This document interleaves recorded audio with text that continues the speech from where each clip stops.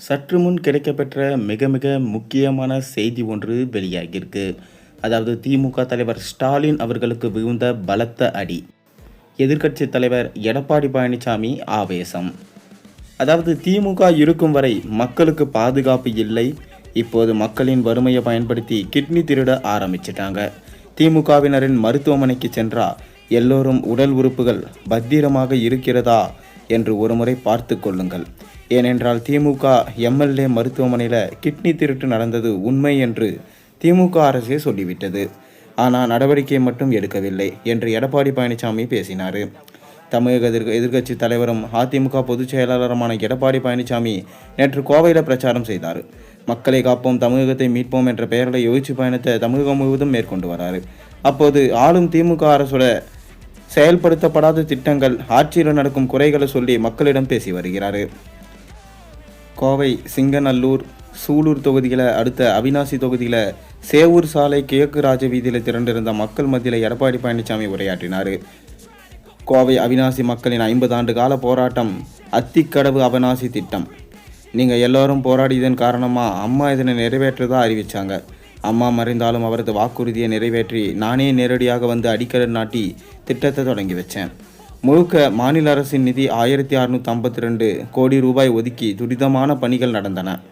Corona காரணமாக இந்த பணி தொடர முடியாமல் தாமதம் ஏற்பட்டது. அதன் பிறகு ஆட்சி மாற்றம் ஏற்பட்டதனால அப்படியே இந்த திட்டத்தை முடக்கிவிட்டாங்க. அதிமுக ஆட்சியில் இருக்கும்போது சுமார் 85% பணிகள் முடிந்துவிட்டன. மீதம் இருக்கும் 15% பணிகளை முடித்து நிறைவேற்ற கோரியதால தான் அதனை முடிந்தது. ஆனால் அதற்கான காலதாமதம் செய்தது. அதிமுகவோட தொடர்ச்சியான அழுத்தத்தாலே இந்த திட்டம் நிறைவேறியது. ஆனாலும் கூட இந்த திட்டம் முழுமையாக நிறைவேற்றப்படவில்லை. மீண்டும் அதிமுக ஆட்சி வந்ததும் இந்த திட்டம் முழுமையாக நிறைவேற்றப்படும். மேலும் பேசிய எடப்பாடி பழனிசாமி, திமுக அரசுக்கு விருது கொடுக்க வேண்டுமென்றால் போதைப்பொருள் கட்டுப்படுத்தவில்லை என்று விருது கொடுக்கலாம். ஒரு டிஜிபி இருந்தார், 2.0, 3.0, 4.2 என்று கஞ்சாவுக்கு போட்டுக்கொண்டே ஓய்வு பெற்றுவிட்டார். ஸ்டாலின் பேசும்போது இரவில் கண்மூடி காலையில் விழிக்கும்போது கட்சியினரால் ஏதாவது பிரச்சனை வந்துவிடுமோ என்ற அச்சத்தில் விழிக்கிறேன் என்று சொன்னார். திமுக இருக்கும் வரை மக்களுக்கு பாதுகாப்பு இல்லை. திமுக காரர்கள் கஞ்சா விற்கிறாங்க. திமுகவோட மருத்துவமனைக்கு சென்றவர் எல்லாரும் உடல் உறுப்புகள் பத்திரமாக இருக்கிறதா என்ற உறவை பார்த்து கொள்ளுங்க. திமுக எம்எல்ஏ மருத்துவமனையில் கிட்னி திருட்டு நடந்தது உண்மை என்று திமுக அரசே சொல்லிவிட்டது. ஆனால் நடவடிக்கை மட்டும் எடுக்கலை. அதிமுக ஆட்சிக்கு வந்ததுக்கப்புறம் இதெல்லாம் விசாரித்து தக்க நடவடிக்கை எடுக்கப்படும்.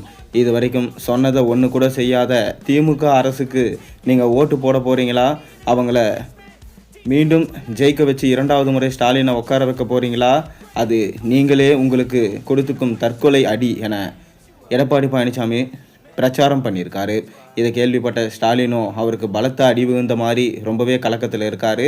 இந்த முறை என்ன ஆக போகுது என்பதை நினச்சி ரொம்பவே வருத்தத்தில் இருக்காராம். நீங்கள் என்ன நினைக்கிறீங்கன்றது உங்கள் கருத்துக்களை மறக்காமல் கீழே கமெண்ட்டில் சொல்லுங்கள்.